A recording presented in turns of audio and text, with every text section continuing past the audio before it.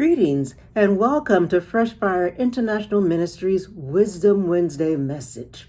Although we are a ministry that's based in Brooklyn, New York, we have a global reach. I'm Pastor Janice Fareed Hardy, and today's message is These Have Got to Be the Last Days. I repeat, these have got to be the last days. Some of the most amazing things are happening in our day and time, some of the best and some of the worst. We're seeing things today that our parents probably could not imagine would happen. I remember as a little girl watching on television when the first man stepped on the moon. Even as they watched it and we watched it on television, my parents did not believe it was real because they didn't think it was possible for man to leave the earth and live. But you look at today, recreational or just for the fun of it visits are being planned. You know, if you have a few $1,000,000 to spare, you too can go out where few men or women have ever gone before. I remember my grandparents and my parents saying that they did not believe a black person could ever or would ever be president. And now, today, we have already had a black president, and now we have a black woman who will sit on the United States Supreme Court. And so many other races and cultures and faiths are represented in powerful or influential positions. Amazing things are happening. And on the flip side, unfortunately, we're also seeing some of the worst things happening, such as the atrocities in Ukraine. And we're seeing senseless crime happening in many areas of the United States and around the world. I constantly hear Christians and non-Christians saying that we must be living in the last days because and they start quoting things that are prophesied in the Bible about the last days. But in reality, for over 2,000 years and before, people have been talking about their today being the last days.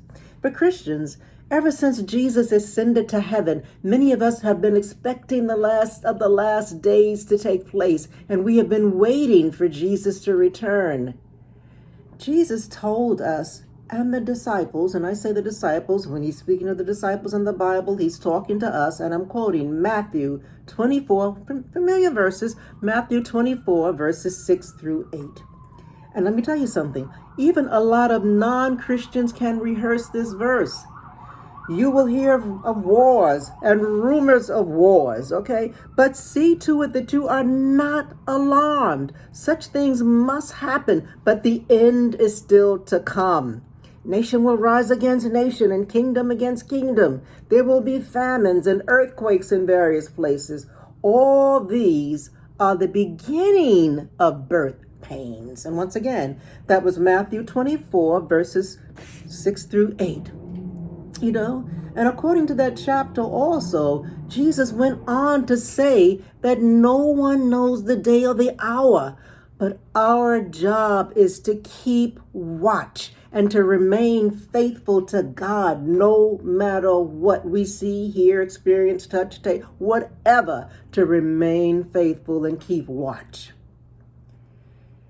It's one thing to read about what will be coming, and it's quite another thing to see so many good and bad, amazing things happening right before our eyes. We can almost check off so many things in the Bible's warnings of the last days. Yet, the thing that gets to me the most is that in some Christians, they are shocked, okay? They're shocked when such unexpected, quote, unexpected things happen in their neighborhoods, in their family. You know, those prophecies are not just for what will happen out our windows or in some country or faraway place over there. They can happen right here, sometimes in our own homes, in our churches, in our neighborhoods, in our schools, and even in our own government. For example, some Christians are getting married to people you never imagined they would ever marry. Some Christians are divorcing when you just knew that couple was going to be together throughout all eternity. Some churches are opening, and you have to wonder, Who ordained that? Let's be honest. And then some churches are under, and I'm talking about long-standing, established churches, they're under attack and they're struggling, searching to remain united, to remain one church. I hear a lot about that in these last days. These things should not surprise us because Jesus said such amazing things or surprising things were going to happen. Also in Matthew 24:25, Jesus said, let me read it for you. Short sentence. See, I have told you ahead of time. Meaning that, you're forewarned. Therefore, you should be forearmed and not shocked and not surprised and not dismayed. Our job is to remain faithful to God no matter what we see or experience or what we hear. In fact, it should and must draw us closer to God. Our job is to keep stepping boldly on the path that Jesus cleared for us. Jesus said in John 14:1, and this applies to every area of our lives.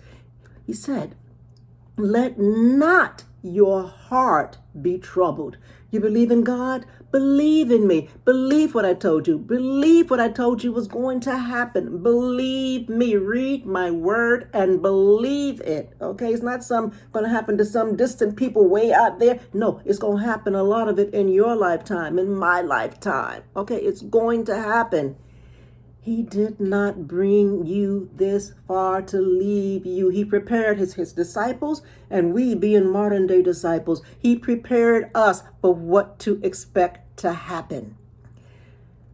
A person's track record, it does not tell us everything about a person, but it does tell us some things about the person. So because we have seen so much of what Jesus said already happen, that's his track record. That should encourage us. That should help us to know in our knower that for certain that all of what Jesus said is going to come true. So regardless of the greatest or the worst things that happen in the world or in our lives, your family, in your church, in your neighborhood, in your government, in your country, in the world, and even in your heart, be assured that God Almighty is still on the throne. And whatever your this is, this too will pass. Nothing, absolutely nothing that happens in your life or in the world surprises God. So God's got all of this, okay? God has got all of whatever your this is. And so yes, these have got to be the last days, however long the last days last. So let me leave you with this quick message, leave you with the words that basically Jesus left us with in the last book of the Bible, in the book of Revelation, chapter 22, verses 12 through 14. And I'm going to read also verse 20. And behold, I am coming quickly, or soon, whatever is according to God's timetable, not our clock, but God's clock. Behold, I am coming quickly, and my reward is with me to give to everyone according to his work. I am the Alpha and Omega. I am the beginning and the end, the first and the last. Blessed are those who do God's commandments, that they may have the right to the tree of life and may enter through the gates into the city. Surely, I am coming quickly or coming soon. Jesus was telling us, listen, folks, you're going to see a lot of stuff that, may even make your heart tremble, but don't become anxious. Don't become nervous. These things had to happen. Trust me, I'm taking you someplace, and God is taking the whole world someplace. I told you what was going to happen. Don't be shocked, okay? I'm coming soon. I'm coming, as the King James Version says, I'm coming quickly, all right? So people of God, do not be dismayed by what you see in your home, in your neighborhood, in your country, in the world. Don't be dismayed. That is the point of my message today. Don't be dismayed. Stay the cause, people of God, no matter what. Be encouraged. So thank you for your time today. We hope you will join us for our next Wisdom Wednesday video.